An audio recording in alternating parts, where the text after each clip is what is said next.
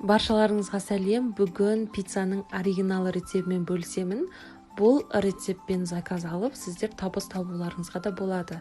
Міндетті түрде лайк басып, достарыңызға жіберіп, және де белсенді болыңыздар. Ең алдымен қамырын дайындап аламыз. Ол үшін жылы суға қантты, тұзды, дрожжды және де бір ас қасық зәйтүн майын құйып араластырамыз. Мен бірақ кәдімгі пісте майын қолданып жатырмын. Үстіне 3 ас қасық ұнды салып араластырып, апара жасаймыз. Бетін жауып 15-20 минутқа қоямыз. Оған дейін бізге пиццаға соус дайындау үшін помидордың қабығын аршып аламыз. Ол үшін осылай крестик қылып кесіп бетін, одан кейін ыстық су құйып, бетін жауып 15-20 минутқа қоямыз.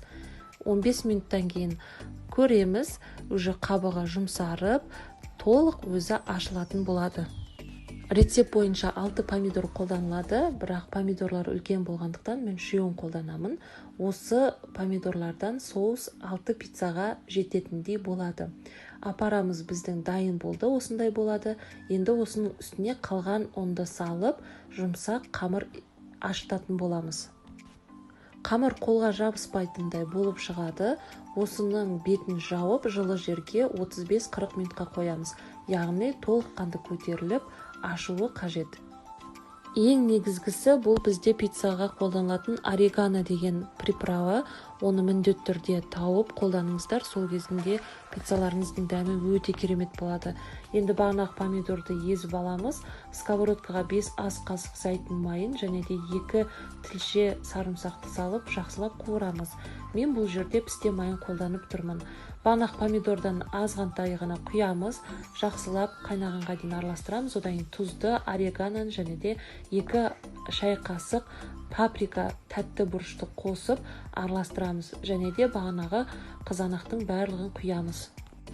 Шамамен 5 минуттай араластырып отырып қайнатамыз. Осымен біздің соус дайын. Оны басқа бір ыдысқа құйып суытамыз. Қамырымыз уже дайын болды. Осыны алып 3-ке бөлеміз. Яғни диаметрі 25 сантиметрліктей 3 пицца шығатын болады. Осыны пергамент бумагасын үстіне жаямыз, домалақтаймыз. Одан кейін мен шет-шетін барлығын бортик жасамас бұрын осылай сырды арасына салып жібердім, чтобы бос болып тұрмау үшін. Егер қаласаңыздар, тек қана өзін бортик жасауларыңызға болады. Ол өз еркілеріңізде. Толық бортик жасап болғаннан кейін ішіне 4-5 ас қасықтай соусты құямыз. Бұл соус осындай 25 диаметрлік пиццадан 6 пиццаға жеткілікті. Үстіне моцарелла сырын үкіштен өткізіп саламыз. Міндетті түрде моцарелла болған жақсы, сол кезінде өте керемет созылып тұратын болады.